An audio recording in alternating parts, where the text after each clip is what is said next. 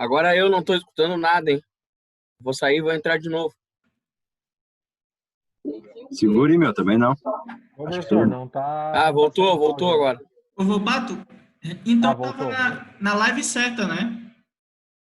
Porque eu entrei na de 8 horas aqui e deu certo aqui. Tá certo aí para todo mundo, né? Tá, agora deu Sim. certo, professor. Então, Douglas, tu falou que eu era de 8 horas antes, eu entrei na de 8 horas de novo. Não entendi qual. Eu acho que dá para usar o mesmo link, professor. É estranho esse negócio aqui, porque ele vai gerar outra reunião, né? Ou ele, rapaz, será que ele perdeu a primeira parte da aula? Que droga, viu? Eu acho que ele fez algo assim mesmo, ó. Perdeu a primeira parte. Que droga. Vou ver aí. Vou ver o que é que eu faço depois lá para explicar aqueles exercícios, né? Caso tenha algum problema aí. Vou continuar aqui mesmo, então torcer para ele gerar o vídeo dessa daqui. Eu acho que eu perdi o vídeo da primeira parte. Acabei que eu perdi o vídeo da primeira E parte. agora tá gravando, professor? Hã? Agora tá gravando? É isso, é porque como eu entrei na mesma reunião que tinha entrado antes, ele, de algum jeito, ele anulou o vídeo aqui, a gravação. Aí eu acho que ele faz de novo. Vou Entendi. torcer para que aconteça isso aí, né? Vai saber o que é que ele faz aí. Agora vai dar certo. Deixa eu voltar aqui para onde eu estava. Bom, isso aqui, ó, você tem demanda bioquímica de oxigênio. A declividade do terreno, a declividade, o Volpato chegou a ver lá no exercício que tinha de interceptores, que dados de declividade que não estava dado lá no exercício. Aí eu acho que eu mostro aqui depois, né? Mas era só a cota do coletor. Então, quando vocês verem declividade relacionada a coletores de esgotamento sanitário e drenagem urbana, essa declividade é em relação à cota do coletor. Então, você tem, vamos dizer, aqui a cota, é o terreno, então meu terreno está aqui, e o fundo do meu coletor está nesse ponto aqui de baixo, ó, e ele vem para esse outro ponto aqui. Então, vocês têm que pegar a cota desse ponto e a cota desse ponto. Por quê? Porque a tubulação que liga os dois, né, ela vai estar saindo desses coletores aqui de baixo. Vai ter uma tubulação unindo esses dois pontos. Então, consequentemente, a cota que você tem que pegar quando está fazendo um projeto de rede de esgoto ou de drenagem urbana é a cota onde está seu coletor. Então, você tem um terreno, o coletor ele está sendo implantado abaixo do solo um pouco, né? Você vai ter lá uma determinada profundidade. É claro que você também não quer que essa profundidade seja muito grande. Por quê? Porque se você fizer uma profundidade grande, você vai gastar muito com escavação. Sua pá lá, ela só tem um determinado alcance, né? A pá da sua retroescavadeira. E também você ia ter que gastar com escoramento das valas lá. Fora o peso próprio do solo sobre a tubulação, né? Você também tem alguns efeitos aí que podem ser indesejados. Então, a gente tem alguns limites aí de profundidades que vocês vão desejar desses coletores. Se eu não me engano, são 4 metros, 5 metros lá de escavação. E o que é que vai estar determinando isso? A declividade do terreno vai ser um dos fatores. Então, quando metro por metro, né? Se eu coloco 1 metro por 1 metro, quer dizer que a cada metro de profundidade, então, cada metro de profundidade aqui, né? Eu estou andando 1 metro. Eu coloco uma declividade desse jeito aqui. Normalmente, vocês viram lá em interceptores que a declividade era 0,0005, né? Então, a declividade bem pequenininha. Então, quer dizer que ele anda aquela quantidade aqui de profundidade, né? Bem pequena assim, por um determinado comprimento de tubulação.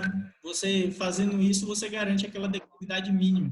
E a gente viu lá que para esgoto era 0,0005, né? Beleza. Com a declividade e a vazão, que é um dado que vocês têm aí no sistema de vocês, a gente esse fator Z. O que falta ali é perímetro molhado e a largura da superfície do líquido. Como é que vocês obtêm isso? Está cortando muito para mim aqui, Mamed, tá? Eu não sei para os colegas como é que tá. O áudio. Pra mim É no também tá. Zoom, ô, Oled? Ah, o ruim tá o zoom. O zoom tá ruim. Provavelmente é o Zoom. O outro tá melhor, é? O Windows, como é? Qualquer coisa eu mudo pro outro na próxima, né? É o Windows Teams, professor. O Teams é bom, professor. Eu já usei. Eu vou ver então. Eu acostumei a usar o Zoom, né? Não testei esse Teams ainda assim, mas não. É que o Teams ele vai direto, né? Não precisa ficar. Faz uma gravação só daí. O Teams funciona muito bem. É porque aqui, na real, eu coloco em um software, né? Eu levo pro Prezi e pro Zoom para ele tornar a apresentação um pouco mais dinâmica, né? O Teams eu não sabia se fazia isso, aí eu comecei a optar pelo Zoom mais por conta disso, porque dá para fazer essas operações com slide, né? Aí eu acho. Mas o Diego usa o Teams também, ele faz no slide ali.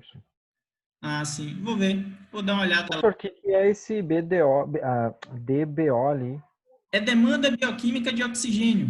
Então, isso tá. coleta uma determinada quantidade de água, de esgoto, no caso, né? E você deixa em um determinado equipamento. Eu fazia uns estudos desse na graduação, né? Alguma iniciação científica que a gente falava.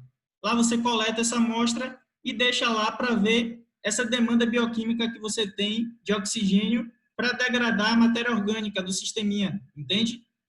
Então, vamos dizer, quando você lança seu esgoto no rio, ele chega com a demanda de bioquímica de oxigênio bastante alta. E seu rio, ele tem lá o que a gente chama de oxigênio dissolvido. É uma quantidade de oxigênio que você tem na água para garantir a vida dos animais lá, né? O seu peixe está na água, mas ele respira lá, de algum jeito. Então, se você pega esse seu esgoto e lança nesse rio, que ele tem uma capacidade de oxigênio dissolvido, essa demanda bioquímica de oxigênio, ela pega todo o oxigênio que tem na água, entende? Para degradar aqui essa matéria orgânica. Esse balanço aqui, ó, zera o oxigênio dissolvido. E quando zera, os seres vivos que têm e precisam de oxigênio, eles morrem, entende? Por isso que vocês têm que coletar o esgoto e tratar o esgoto, né? E um dos principais parâmetros é esse aí, DBO, a demanda bioquímica de oxigênio, para que você tem aí para degradar a matéria orgânica, né? O que ele está dizendo... Professor, mas até onde o engenheiro civil entra nessa... Porque essa parte parece muito que é mais para ambiental, assim, né? Não sei se daí... Se você vai projetar a rede de esgoto e depois a gente vai entrar num... É porque daqui a pouco vocês vão entrar, e eu vou falar hoje, pretendo rápido, né? Na estação de tratamento de esgoto. Você pode dimensionar das duas... Ou você só quer a parte de obra, então lá, depois que você vê aqui, agente engenheiro sanitarista ambiental, vamos dizer, ele projeta essas coisas de demanda bioquímica, então ele vai ter mais entendimento sobre os processos físico-químicos e biológicos. Eu tento nem entrar muito. Só que quando eu dar isso aqui para vocês, né, quando vocês pegarem um projeto assim, vocês não vão passar meio batido, né, do que está sendo feito. E depois daqui vem o dimensionamento das lagoas, né? O dimensionamento das lagoas, imagine como se fosse um reservatório. Se você não entende o que você está fazendo, é como se você estivesse cavando um buraco só, né? Então, eu acho que até minha pergunta é porque o engenheiro civil ele tem atribuições para fazer tratamento de esgoto e tal, e a gente vê tão pouco coisas assim, né, professor? E, na realidade, é a primeira vez que eu estou vendo, assim, nesse sentido do o DBO e tudo mais ali. Então, por isso a minha pergunta, entende? Não, entendo perfeitamente. É porque o pessoal, às vezes, acha que não é muito a área, né? Mas quando vocês estiverem mais à frente, vocês vão ver que vocês acabam adentrando na área de maioria das pessoas, né? Inclusive na do engenheiro sanitarista ambiental. Então, assim, né? Minha parte que eu tento fazer é passar o máximo de conteúdo, assim, possível, né? Referente a isso, porque, vamos dizer, você não vai ser nenhum leigo quando alguém te perguntar, né? Então, quando você tiver que lidar com alguém, a apresentação minha não está aparecendo na tela de vocês, não é? Não. Pô, vocês nem me avisaram, rapaz. Mas é que foi agora. Saiu agora, professor.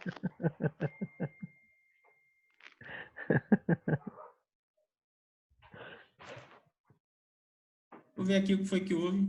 Voltou. Voltou, né? Bom, então, quando eu não coloco isso para vocês, né? Eu acho que fica muito solto. E quando eu coloco, vocês não vão chegar muito voando, né? Caso algum dia precise saber dessas coisas assim. E isso eu acho um pouco interessante, mais pelo que a gente vai vir depois, né? E depois daqui a ideia é vocês terem uma noção de como funciona o tratamento do esgoto. Então, é isso que eu falei para vocês, né? Saneamento é fogo porque é pouco tempo para muita coisa. Mas o que é que a gente viu? Abastecimento de água, vocês viram tudo.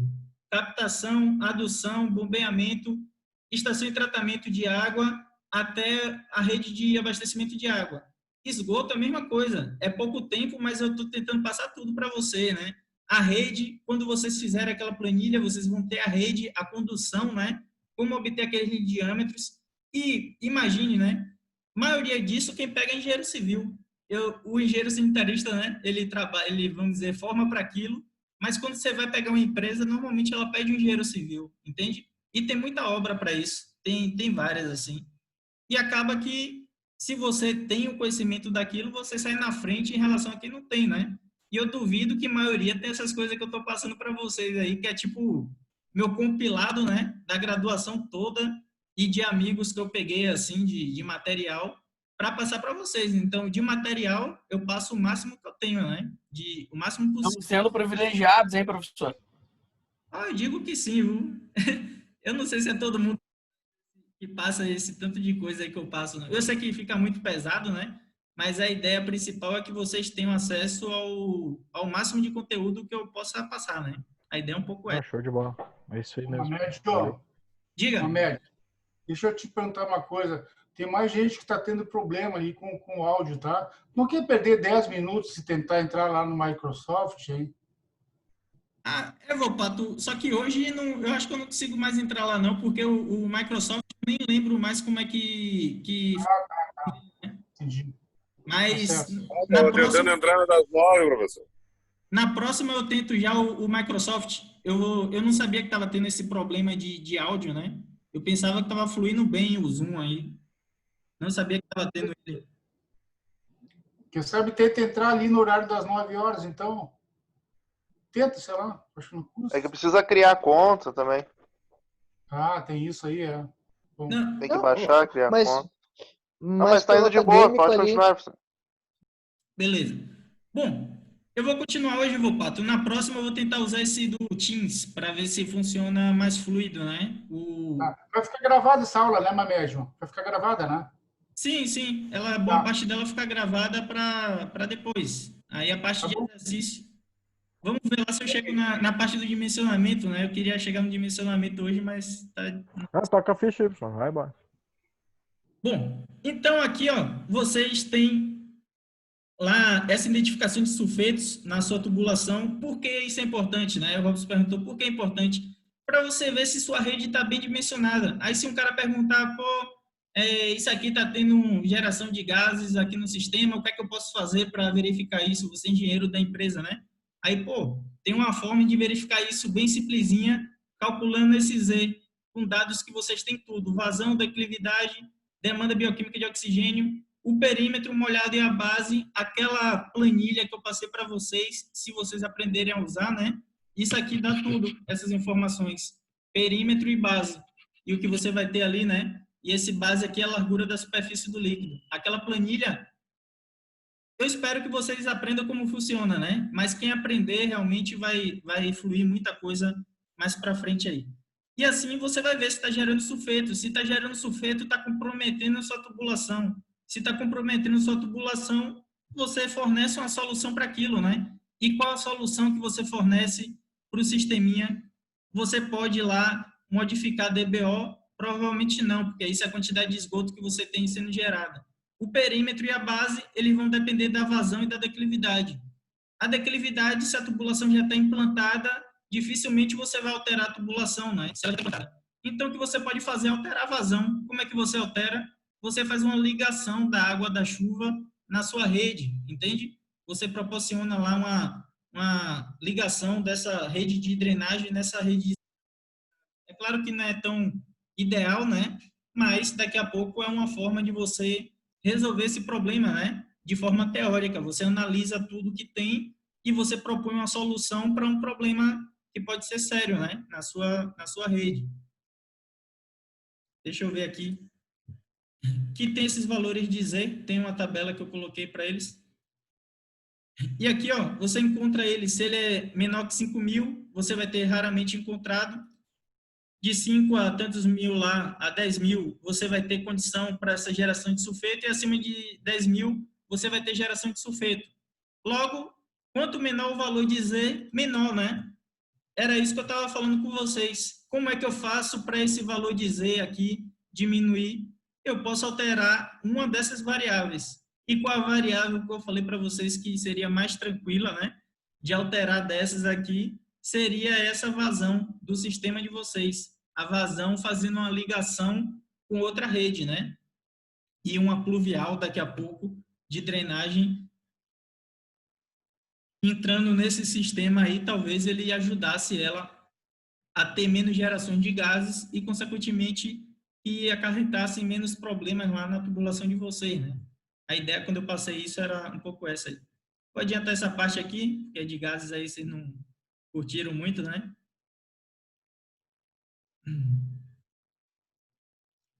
Só isso aqui que eu acho importante, né? Esse daqui eu queria falar assim, porque eu acho importante lá, e eu coloquei já com essa intenção aqui, porque quando vocês estiverem lidando no trabalho em campo, o mínimo que vocês vão fazer vai ser essa parte de cálculo, porque isso é um projeto, beleza, depois vai ser a operação, a execução de obra.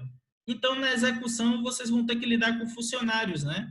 E aí vocês têm que ter cuidado com essas questões de gases, e é por isso também que eu coloco um pouco ela na aula, né? Para que vocês não ponham em risco a vida dos funcionários que estejam sob a supervisão de vocês, né?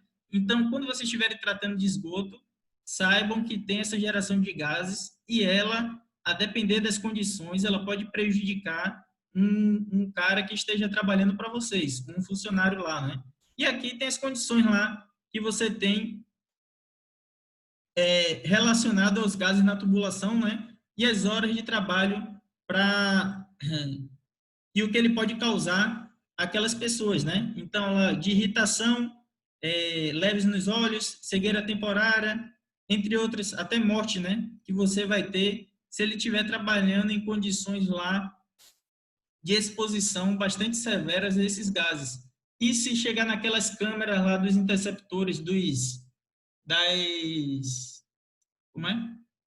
sifão invertido, se chegar naquela câmera e você não criar uma zona de ventilação, você pode favorecer uma zona propensa à formação desses gases e, consequentemente, pode levar à morte de um dos seus funcionários, né?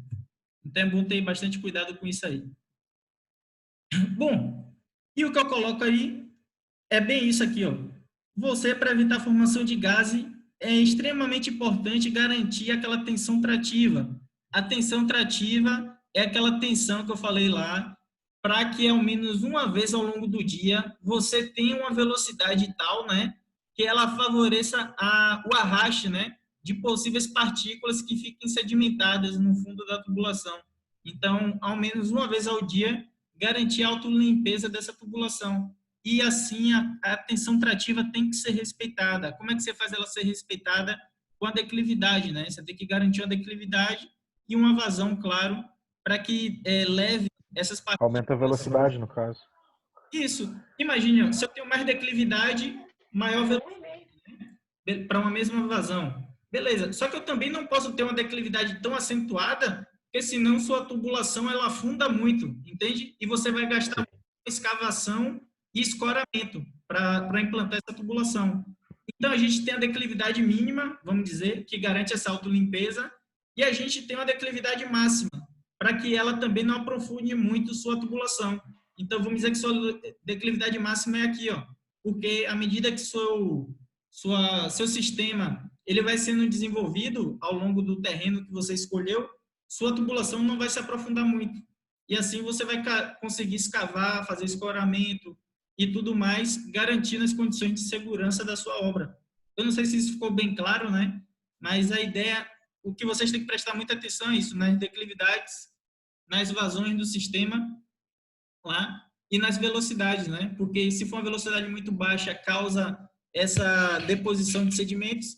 Se for uma velocidade muito alta, a depender do tipo de tubulação, ela pode danificar a tubulação. Então, você vai ter que atender alguns critérios de velocidade mínima, velocidade máxima, declividade mínima, declividade máxima, e todas elas estão correlacionadas, né? Quando a gente tratou canais, é por isso que tem algumas coisas que passam e depois a gente não lembra, né? Quando a gente calculou canais, lembra lá que tinha declividade crítica, tinha velocidade crítica, tinha diversos temas que a gente tratava lá em canais, e isso aqui que a gente está calculando em esgotamento sanitário, nada mais são do que canais, só que em seção circular, né? Antes a gente estava calculando em seção retangular. Aqui, em seção circular, um pouco mais difícil, um pouco mais trabalhoso, mas com aquela planilha que eu dei para vocês, é para ser bem simples, né, de ser feito. Bom, aí tem uma câmara, geração de gases, e é mais aquela estrutura que eu falei para vocês, para ter essa liberação de gases. Qualquer gás, ele vai subir, né? Então, o gás, ele vai procurar ir para as zonas altas lá. É o que eu falei para vocês, quando vocês pegam instalações hidráulicas, sanitárias e prediais, provavelmente o professor de vocês deve dimensionar também um tubo que a gente chama de tubo de ventilação, né? Para evitar que esses gases eles retornem para a residência de vocês. Tem residência que é mal projetada em termos de declividade, em termos de vedação das estruturas, e quando você dá a descarga, por exemplo, você sente um retorno, um cheiro assim forte. Por quê? Porque permitiu o contato, né, do gás que está com a tubulação com você no banheiro. Então, quando deu a descarga, fechou o contato ali, permitiu que esse gás viesse e você sente aquele cheiro, né? Então, normalmente, quando isso acontece, é porque tem alguma falha de projeto. Se você tivesse um tubo de ventilação, provavelmente resolveria isso simples, né? Entre outras coisas. Depois quem tiver dúvida algum dia, né, queira falar comigo, a gente trata desses aspectos aí. Bom, eu vou passar bem rápido aqui para essa parte de características do esgoto, porque, como eu disse para vocês, a ideia era que vocês tivessem todo o conteúdo de esgoto, né? Do dimensionamento da rede, eu sei que fica muito em parte teórica, muita parte falada e pouco cálculo, né? Só que quando vocês dimensionarem a rede, ali já vai ser muito cálculo, e quem entender vai entender todo o funcionamento do transporte de esgoto. E, por fim, a ideia era dimensionar aquelas lagoas ali, ó, aquelas lagoas para o tratamento. O Sami falou um dia desses da fossa séptica e do sumidouro, que o pessoal costuma fazer isso em lugares remotos, não tem rede de esgotamento sanitário passando na casa. Tipicamente o pessoal costumava fazer uma fossa séptica ou sumidouro direto, né? O que é o sumidouro lá? O cara fazia um buraco, deixava lá pela infiltração, né? Entrar no solo e agindo ali as bactérias e decompondo a matéria orgânica. Quando entupia, chamava um caminhão, um limpa-fossa, né? E ele removia lá o excedente daquele sistema. Só que quando a gente tem rede de esgoto, já evita isso. Só que as pessoas têm que pagar, né? Então, tem até uma lei que obriga, quando a rede de esgoto passa em sua casa, é obrigado sua casa a fazer a ligação na rede de esgoto. E você paga quando você tem essa ligação de esgoto passando em sua casa, né? Então, ela é uma porcentagem em relação à da água. Então, quando você tem esgoto, uma rede de esgoto passando lá, né? Bom, quando você faz esse tratamento de esgoto, pessoal, é porque o esgoto gerado, ele altera diversas características físico-químicas e biológicas. Aí tem isso, ó, que eu falo DBO, demanda bioquímica de oxigênio, DQO, demanda química de oxigênio. Então, nitrogênio e fósforo. O que é que o nitrogênio e fósforo são? Eles são nutrientes, entende? Então, esses nutrientes, quando eles chegam no rio, a alga, aquelas algas que vocês têm lá, e vocês podem se perguntar, pô, para que eu vou ver isso, né? Para que isso vai me servir? Daqui a pouco você tem um problema lá de eutrofização no rio, então tá ficando tudo verde lá no sistema de vocês, e você fala assim, pô, esse rio aqui sempre forneceu água limpa, agora tá desse jeito.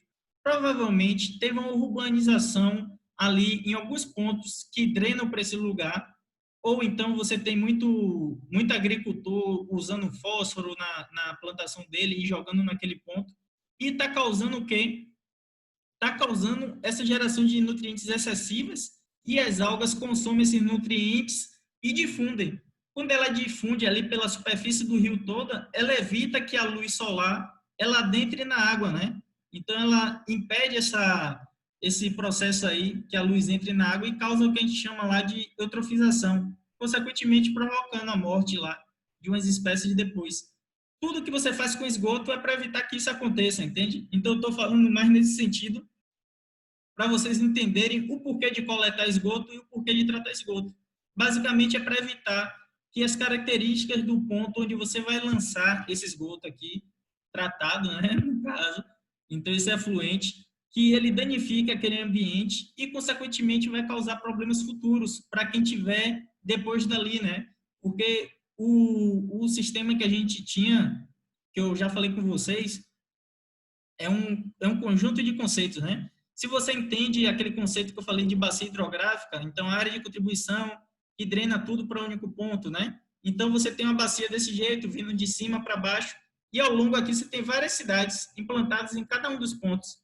Então, se a cidade daqui, ela não trata o esgoto dela, joga para baixo, a daqui também não trata, a daqui também não trata, só vai se acumulando essa condição de nutrientes assim e de características ruins e prejudicam todo o rio.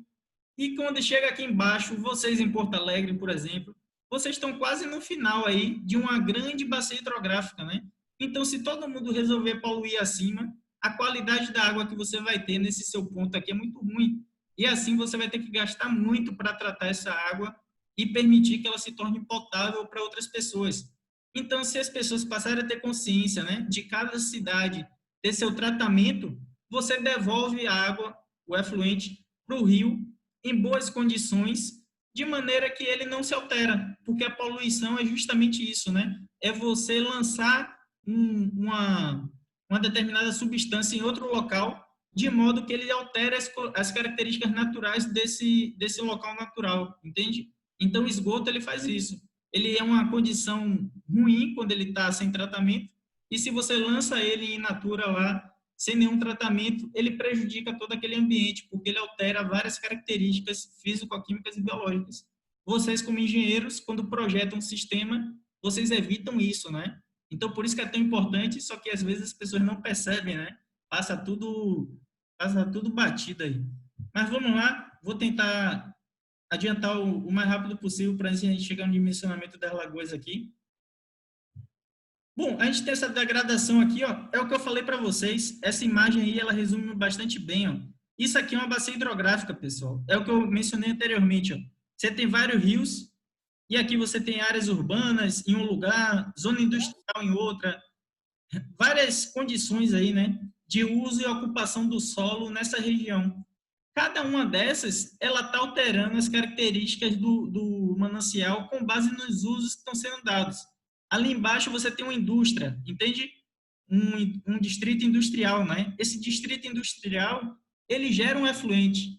Então, se você sabe o que aquela zona industrial, o que ela produz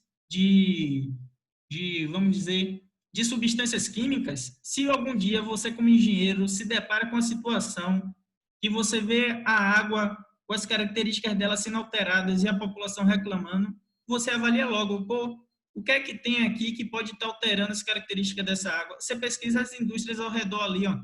Então, se você olha as indústrias que tem ao redor, você verifica as substâncias que ela usa no processo produtivo dela. Então, se eu sei as substâncias que ela usa, são justamente essas substâncias que ela usa e depois que ela gera como dejeto, que eu vou pedir para fazer análise físico-química no rio, né? Porque se eu identificar uma característica semelhante, eu vejo logo que o problema é na zona industrial. Se eu vejo que o problema é relacionado a termotolerantes, entre outros, produção de nutrientes, eu posso dizer, pode ser esgoto, né? Pode ser agricultura que está causando aqui muita geração de nutrientes para o sistema. Então, quando você tem essa percepção do todo, você, como engenheiro, você consegue propor soluções, né? Você consegue dizer o que deve ser feito para resolver aquele problema, apenas identificando o todo da situação, né? Não sei se fica claro, mas a ideia é um pouco essa aí. Bom, então a qualidade da água você tem essa existente e desejada. Quanto a isso, pessoal, tem, e para vocês da civil, né? Talvez alguns vão para a área mais estrutural, isso aqui nunca vai nem lembrar na vida, né? Mas tem recursos hídricos, o que a gente fala de enquadramento de corpos hídricos, entende? Cada manancial, cada rio, o Guaíba, entre outros, ele pertence a uma determinada classe de enquadramento. Então, você tem classe especial, classe 1, classe 2, classe 3, classe 4. O que são essas classes, né? São classes de qualidade da água. Então, vamos dizer, a classe especial é aquela água a melhor possível, vamos dizer. Tá com a água toda boa, não tem nenhuma característica modificada, serve para abastecimento sem nenhum tipo de tratamento. O que seria uma água dessa, por exemplo? Uma água de poço. Normalmente o poço ele tem uma qualidade da água bastante boa, né? Claro que tem regiões lá que depois vocês vão ver que ele também divide em água doce, água salobra e água salina. Então vai ter essas diferenças, não vou me ater aqui a cada uma delas, né? Quem quiser tirar dúvida, tire mais à frente. Mas eu falo isso porque tem uma colega de vocês que é da Civil e ela tá tendo que tratar isso no TCC dela, né? Aí se eu não falar, às vezes eu me sinto culpado depois da pessoa ir para frente e dizer que não sabe daquele assunto, né? Se quiser tratar de esgotamento sanitário. E quando vocês vão fazer mestrado e doutorado, se seguirem nessa área, vão ter que saber dessas coisas, né? Então, por isso que eu tento falar um pouco assim. Bom, vocês vão ter aí diversos usos que podem ser dados à água, né? E cada um desses vai estar gerando problemas associados aí a ela.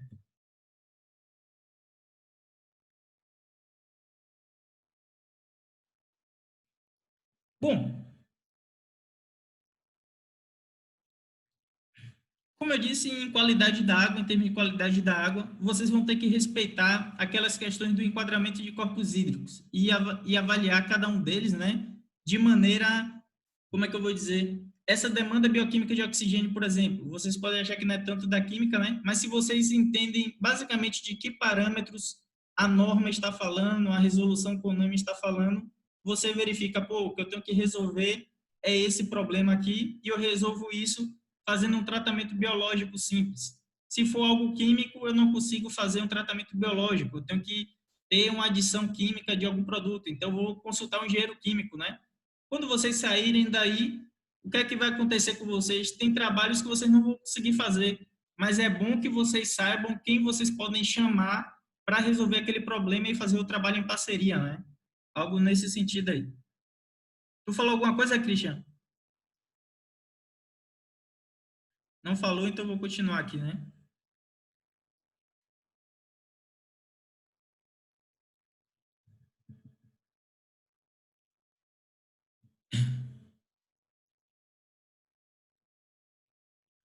Bom, então aqui a gente tem diversas formas, eu já falei para vocês algumas vezes lá, de geração de esgoto, né? Você pode ter uma geração de esgoto e lançar diretamente no rio, pode ter um sumidouro e de algum modo ele se conecta com o rio, pode ter uma zona de tratamento de esgoto, né? Uma estação de tratamento de esgoto e após isso lançar lá no seu corpo receptor. E para tudo isso a gente tem que ter uso dessa água sendo feitos, né, para ter geração de esgoto. Eu já falei com vocês que o que produz esgoto é o uso dela para as nossas ações, né, do dia a dia. Bom, o que eu falei para vocês já de poluição, quando você altera a natureza de um corpo d'água, foi aquilo que eu mencionei anteriormente. Você altera as características naturais daquele sistema por um motivo que seja, das condições naturais, né, ao inserir uma determinada substância, uma determinada efluente lá com características totalmente alteradas, você propõe a mudança daquele meio. E isso é a poluição, né? É você modificar o meio natural com a inserção de algo que não existia ali. E essa inserção, ela está provocando toda a alteração daquele meio, né? A ideia é um pouco essa. E quando você altera, você polui, né? E o que vocês querem fazer com o sistema de tratamento de água é justamente evitar essa poluição aí. Vou tentar adiantar aqui para a gente chegar no dimensionamento das lagoas, né? Mas isso aqui é a única coisa importante que tem que falar, né? A gente tem poluições concentradas e poluições distribuídas ao longo do tempo. Então, imagine lá um rio que passa na frente de uma rua e você tem várias casas lançando diretamente naquele rio ali, sem nenhum tipo de tratamento. Então, você tem uma determinada distribuição ali ao longo do tempo. Agora, imagine uma indústria lançando um poluente num determinado ponto específico, você tem uma poluição concentrada, né? Você tem uma modificação concentrada ali das características em um determinado ponto.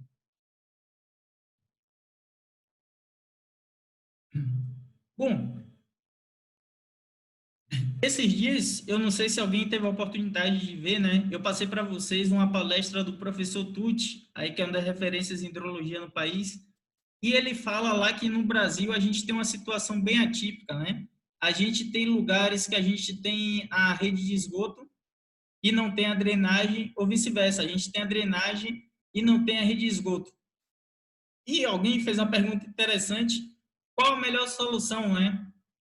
Um sistema separador absoluto, que é o que eu prego aqui para vocês, fazer a drenagem separado e o esgotamento sanitário separado, ou fazer apenas um tipo de rede.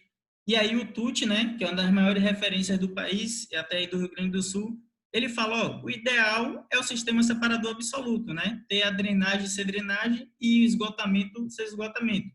Só que nem sempre isso é possível. Daqui a pouco você já tem uma condição implantada e, às vezes, é melhor aproveitar aquelas características locais e já proporcionar um tratamento, né, do sistema. Então, ele fala, daqui a pouco você já tem uma rede de drenagem implantada e está tendo ligação de esgoto ali, conduz aquele sistema para uma estação de tratamento, né, e já vai estar servindo para diminuir a poluição do ambiente. Então, ele disse que na real, a gente tem que avaliar as condições locais e propor ações quando verificar isso, né? O que se tem, o recurso financeiro que se tem, entre outras características lá do sistema. Só que ele disse lá que o sistema ideal é o separador absoluto, né? Fazer uma rede de esgoto e fazer uma rede de drenagem. Em minha cidade eu estou fazendo isso, né? Aí eu estou fazendo lá o projeto dela, aí eu fiz um aluno em TCC fazer o de drenagem e outro eu vou fazer o de esgoto, né? Da cidade, assim. Então, tentar atuar nas 3 áreas, assim, esgoto, drenagem e abastecimento, para resolver o problema de minha cidade, né? Aí depois eu vou passando para outras aí, à medida que for tendo alunos para isso, né? Para fazer esses TCCs aí.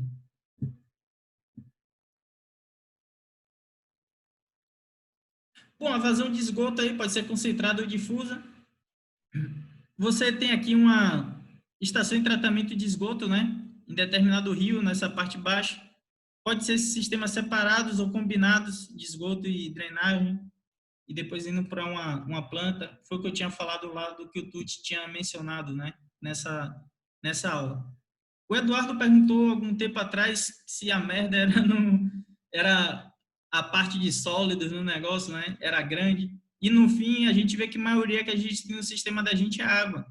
Por isso mesmo que tanto a tarifa do esgoto quanto a vazão do esgoto, né, a gente dimensiona com aquele coeficiente de retorno lá de 0,8, né?